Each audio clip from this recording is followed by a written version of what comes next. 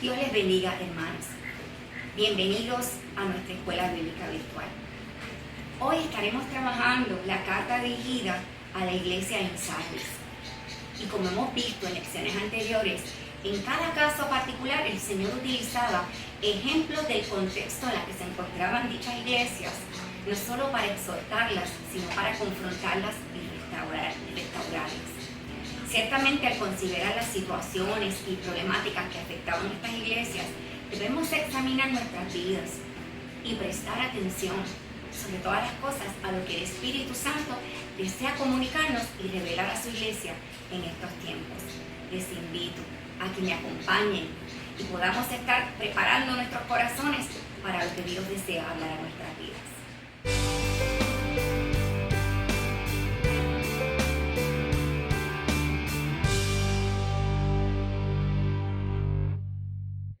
Para conocer la situación espiritual que afectaba a la iglesia en Sardis, es importante mirar algunas de las características que distinguían esta ciudad.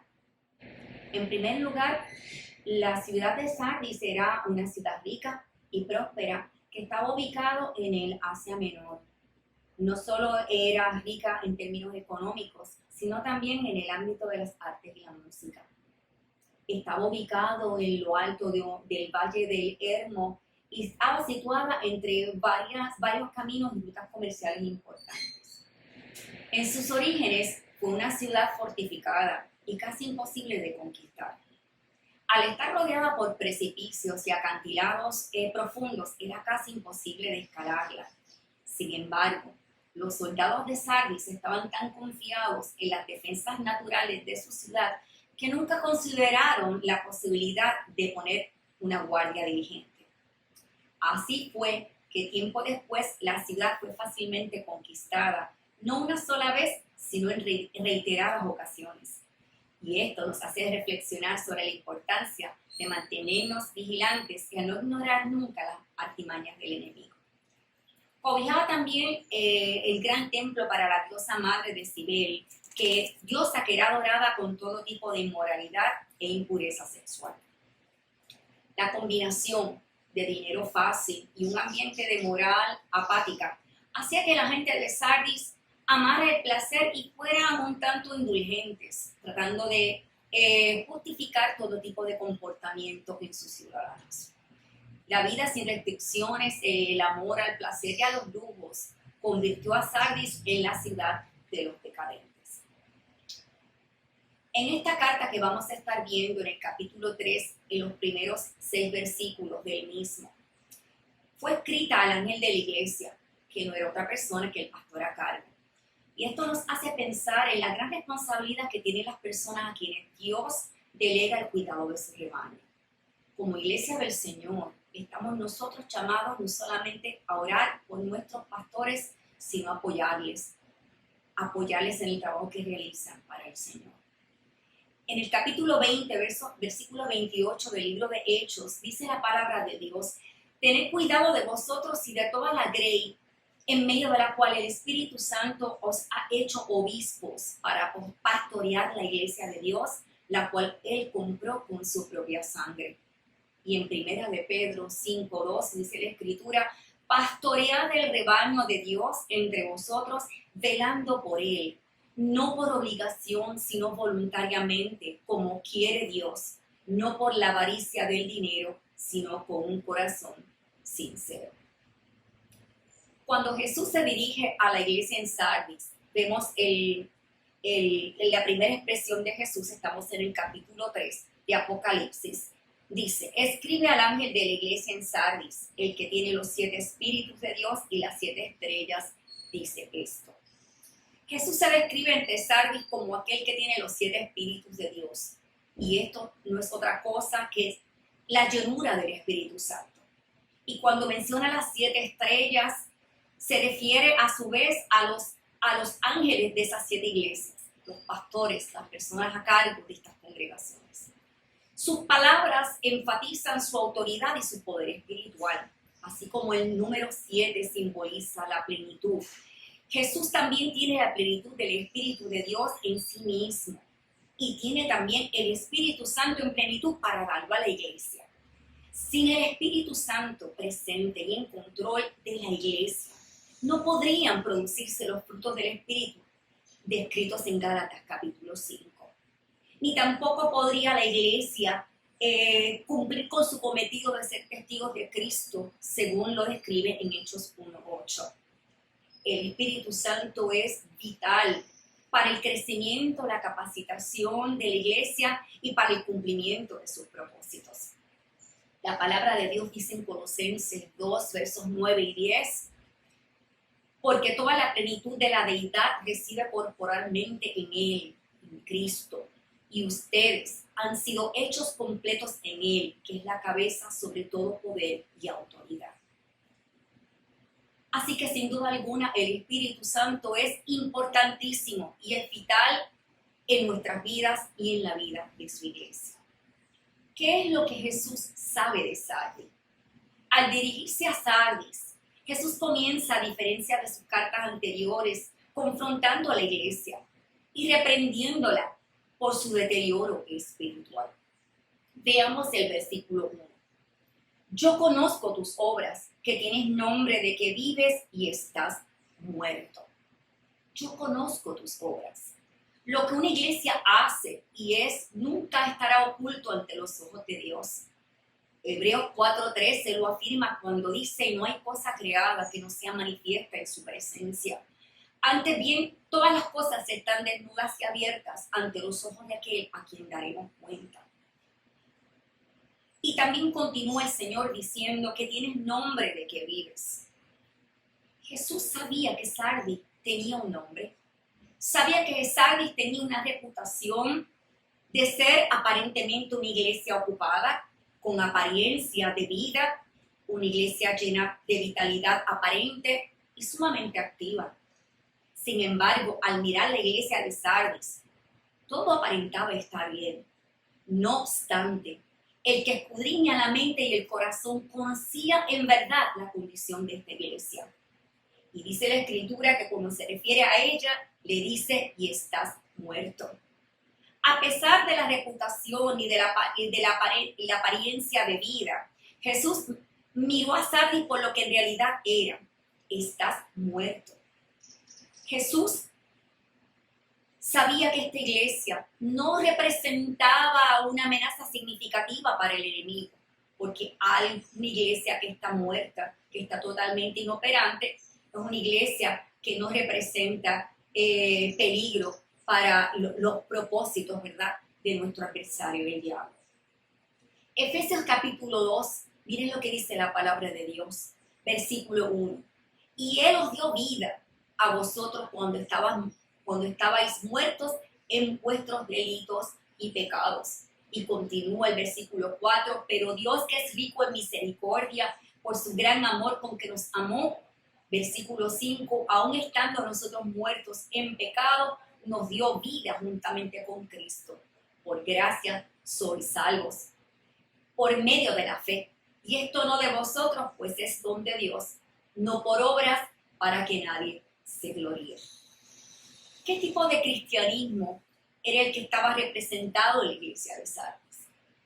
Posiblemente aquel que está activo, que tiene apariencia de compromiso, pero está carente, falto de la llenura y de la guianza del Espíritu Santo en sus vidas. Ninguna programación, ningún proyecto de la iglesia podrá desarrollarse plenamente y mantenerse sin la guianza y la intervención continua del Espíritu Santo.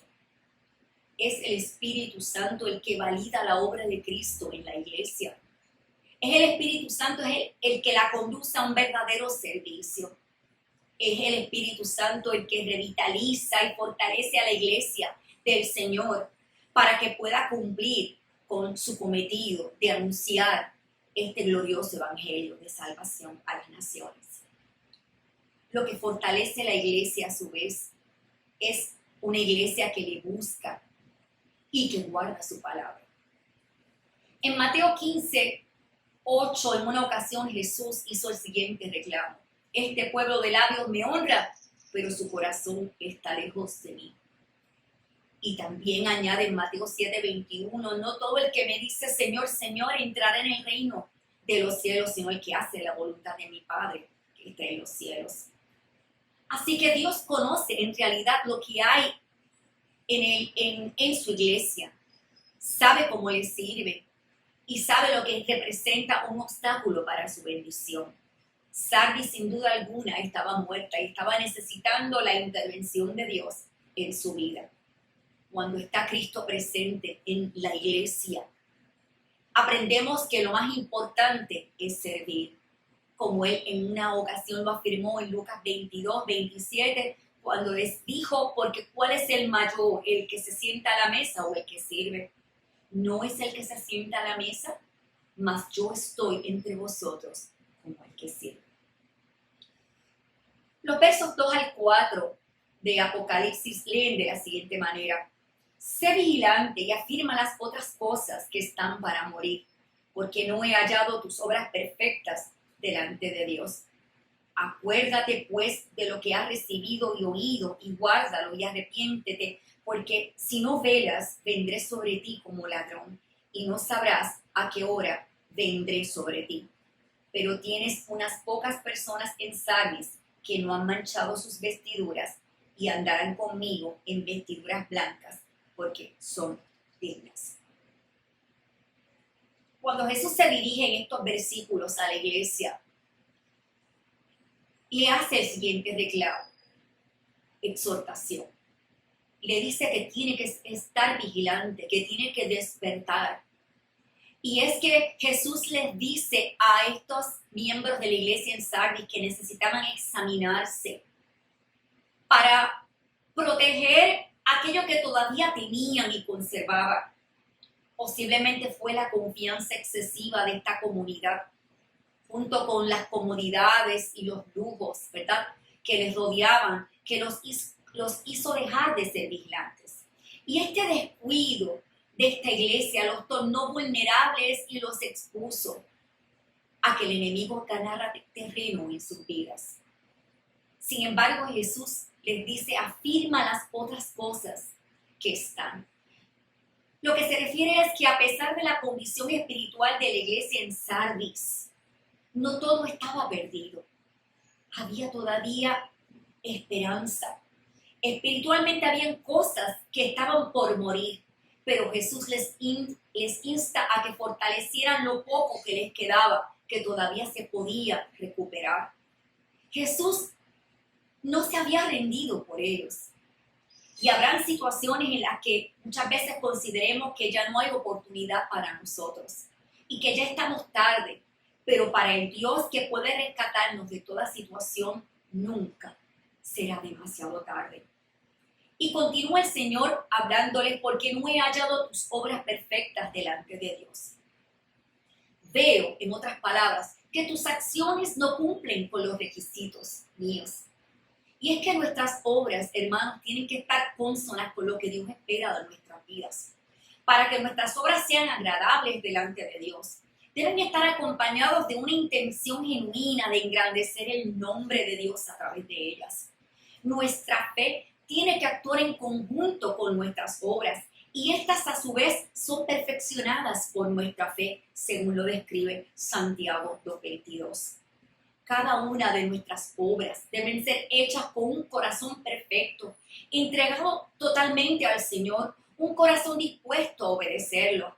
Un corazón perfecto no significa un corazón sin faltas o errores, sino un corazón que a pesar de sus limitaciones está dispuesto a obedecer, a servir y a cumplir con la voluntad de Dios. En Primera de Crónicas 28:9, David, el rey David, le exhorta a su hijo Salomón lo siguiente: y tú, Salomón, hijo mío, reconoce al Dios de tu padre y sírvele con corazón perfecto y con ánimo voluntario. Y eso es lo que Dios desea de cada una de nuestras vidas. Y continúa el Señor exhortándola y le dice: acuérdate pues de lo que has recibido y oído y guárdalo y arrepiéntete. En otras palabras, vuelve a lo que escuchaste y creíste al principio y reténlo con firmeza. Arrepiéntete y regresa a mí. Lo que los cristianos en Sardis debían hacer era acordarse de lo que Dios había hecho por ellos. y de dónde Él los había sacado. Debían acordarse de lo que recibieron y de lo que habían oído a través de la palabra de Dios. Ellos debían retornar y guardar la palabra de Dios nuevamente en sus corazones, palabra que habían olvidado. Y tenían que experimentar un genuino arrepentimiento, que no es otra cosa que un cambio en nuestra manera de pensar y nuestra manera de vivir, según lo dice Romanos 12:1. Al permitir que el mensaje transformador del Evangelio de Cristo los restaurara y los afirmara, Sardis posiblemente le podía dar a Dios la oportunidad de ser restaurada. Sardis necesitaba volver nuevamente a darle a la palabra de Dios el lugar de prominencia que le correspondía. Y es que la palabra de Dios es la voz que nos guía y el manual de vida que nos instruye y nos enseña a caminar por la senda de la vida. El Salmo 36:9 lo afirma cuando dice: porque contigo está el manantial de la vida, en tu luz veremos la luz. Alabado sea el nombre del Señor. Y continúa exhortándola y le dice: porque si no velas, vendré a ti como ladrón y no sabrás a qué hora vendré sobre ti. En otras palabras, si no despiertas, si no reaccionas, vendré a ti de repente cuando menos tú lo esperes, como lo hace un ladrón. ¿Y cómo Jesús vendría sobre ellos? Posiblemente Jesús llegaría sorpresivamente para disciplinar a su iglesia. O posiblemente llegaría como nos dice su palabra en su retorno, en su segunda venida. Y es que el Señor, a quien ama, tiene que corregir. Así que Dios le exhorta a Sardis a que se despertara, a que respondiera a esta reflexión que Jesús le hacía. Y es que cuando nos mantenemos en vigilia, estamos atentos, alertas, apercibidos, prevenidos y preparados para enfrentar toda situación de riesgo y amenaza y de peligro para nuestras vidas. Mateo 25:13 lo afirma cuando dice: velad pues, porque no sabéis el día ni la hora en que el Hijo del Hombre ha de venir. Y primera de Pedro 5:8 dice la Escritura: sed sobrios y velad, porque vuestro adversario el diablo anda como león rugiente, buscando a quien devorar. Y dice la palabra de Dios: pero tiene unas pocas personas en Sardis que no han manchado sus vestiduras. En otras palabras, hay algunos en la iglesia que todavía no han manchado con maldad sus ropas. Ellos caminarán conmigo vestidos de blanco, porque serán dignos. Aún entre cristianos, los cristianos muertos y debilitados de Sardis espiritualmente, había un remanente fiel. Solamente unas pocas personas que permanecieron fieles y perseveraron en medio de las luchas y los ataques del enemigo tuvieron la oportunidad de recuperarse y poder participar de esta bendición de Dios. Y esto nos hace pensar que aún en medio de los tiempos caóticos que estamos viviendo, Dios continúa teniendo un remanente fiel que le sirve. En Gálatas 6:9 nos exhorta el Señor a que no nos cansemos de hacer el bien, porque a su tiempo segaremos si no desmayamos. Y continúa diciendo que no han manchado sus vestiduras. Hay algunas que no han manchado sus vestiduras. ¿Y a qué Jesús se refiere cuando dice que no han manchado sus vestiduras?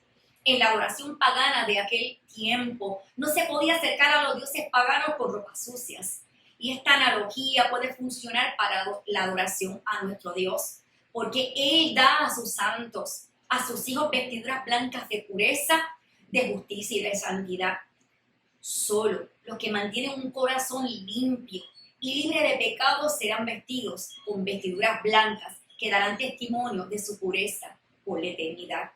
Efesios 4:24 nos exhorta que nos vistamos del nuevo hombre creado según Dios, la justicia y la santidad de la verdad. Y andarán conmigo en vestiduras blancas, dice ese versículo 3 y 4. En otras palabras, ellos caminarán conmigo vestidos de blanco porque son dignos. Y es que Jesús también promete a la iglesia de Sardis, sobre todo aquellos que no han manchado sus ropas, a que ellos andarán con Él. Qué hermosa ilustración, ¿verdad? De la relación y amistad cercana que Dios desea tener con su pueblo. Los cristianos en Sardis, que afirmaban su compromiso con Dios, serían recompensados con un caminar más cercano y más íntimo con Dios. Isaías 41:10 dice la palabra de Dios: no temas, porque yo estoy contigo.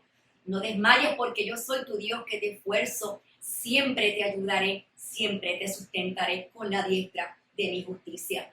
Sardis era una iglesia que estaba en su mayoría deteriorada y muerta espiritualmente debido a su descuido espiritual y su compromiso con el pecado. Y el Señor les promete a los creyentes en Sardis, proporcionales de la pureza de las vestiduras blancas, que le permitirán andar con Jesús, así como el blanco era el color del triunfo para los romanos, así también las vestiduras blancas de las cuales Jesús nos habla aluden al triunfo final del creyente en Jesucristo. Bienaventurados los de limpio corazón, porque ellos verán a Dios, dice Mateo 5:8. Los versículos 5 y 6, y con esto vamos cerrando nuestra clase. El que venciere será vestido de vestiduras blancas, y no borraré su nombre del libro de la vida, y confesaré su nombre delante de mi Padre y delante de sus ángeles. El que tiene oído, oiga lo que el Espíritu dice a las iglesias. Así que vemos aquí una promesa de la recompensa. El que venciere será vestido de vestiduras blancas, y no borraré su nombre del libro de la vida, y confesaré su nombre delante de mi Padre y delante de sus ángeles. Todos los que salgan vencedores serán vestidos con vestiduras blancas. Dios ha prometido nunca borrar su nombre del libro de la vida, y también ha prometido confesar su nombre delante del Padre y delante de los ángeles. El que venciere, Dios lo vestirá con estas vestiduras. Pero también dice la palabra de Dios que nos da la seguridad de que nuestros nombres estarán registrados en el libro de la vida. Y eso nos hace pensar que en Dios tenemos una seguridad de vida y vida eterna. No borraré su nombre del libro de la vida. Lo que nos está diciendo en este versículo es que tenemos un Dios que ha colocado nuestros nombres en el libro de la vida, y esto a su vez nos trae gozo y esperanza. No obstante, no porque nuestros nombres estén escritos en el libro de la vida significa que debemos descuidar lo que Dios nos ha dado. Debemos, por el contrario, ocuparnos de nuestra salvación con temor y temblor. Y esto significa que debemos tomar muy en serio el cuidado de nuestra vida espiritual. Y Dios nos recuerda que esta salvación fue hecha posible por su gracia, no por nuestros méritos, sino por su misericordia. Ninguno de nosotros merecíamos un regalo tan preciado, ni por nuestras cualidades, ni por nuestras virtudes. Esta dádiva de Dios y la vida eterna son preciados regalos que debemos cuidar con la mayor humildad. Por lo tanto, cuando reconocemos lo que Dios nos ha dado, sentimos temor reverente y una gratitud que nos hace servirle con temor y temblor. Confesaré su nombre delante de mi Padre. En otras palabras, anunciaré delante de mi Padre y de sus ángeles que ellos me pertenecen a mí. ¡Qué maravilloso! Y sorprendente saber que nuestro Salvador no se avergüenza de confesar nuestros nombres delante del Padre y de sus ángeles. Y mientras lo hace, decirle y afirmar que somos propiedad suya, que le pertenecemos, que somos su especial tesoro. La Biblia dice en 2 de Timoteo 2:19 que el Señor conoce a los que son suyos, pero que es importante que todo aquel que invoque el nombre de Cristo se aparte de iniquidad. Todo aquel que confiesa que Jesús es el Hijo de Dios, Dios permanece en él y él en Dios, según lo afirma 1 de Juan 4:15. Para terminar, Dios a través de esta carta exhorta a la iglesia en Sardis a que escuche, a que oiga. Y es que todos nosotros debemos escuchar lo que el Espíritu Santo quiere decirnos en todos los días de nuestra vida. Cuando escuchamos con atención al magnífico Espíritu de Dios, tendremos la capacidad de combatir el letargo, la indiferencia, la mediocridad de todo aquello que sencillamente nos prive de vivir una vida plena, abundante y de compromiso genuino con el Señor. lo que el Espíritu dice a las iglesias. Esto nos dice que lo que Dios tiene que hablarnos, tenemos que prestar atención y que tenemos que estar alertas y receptivos al mensaje que Dios nos comunica con su bendita palabra. No podemos dar cabida al descuido, puesto que nos corremos el peligro, como Sardis, de perder la ruta del propósito de Dios para con nuestras vidas. El llamado del Señor es a que nos apoyemos siempre en Él, que le reconozcamos en todos nuestros caminos y que confiemos en Él por sobre todas las cosas. Esto nos ayudará a ignorar las maquinaciones del enemigo y a estar firmes cuando nuestra confianza en el Señor sea puesta a prueba. Dios nos bendiga en esta mañana y que estas reflexiones de esta maravillosa carta del Señor a la iglesia de Sardis nos invite a mirar nuestras vidas a la luz de su palabra y nos lleve a reafirmar nuestro compromiso de servicio, de búsqueda de su Santo Espíritu, para que podamos ser luz que alumbre la vida de otros y podamos ser bendición a todos aquellos que nos rodeen. Dios les bendiga, hermanos, en esta mañana.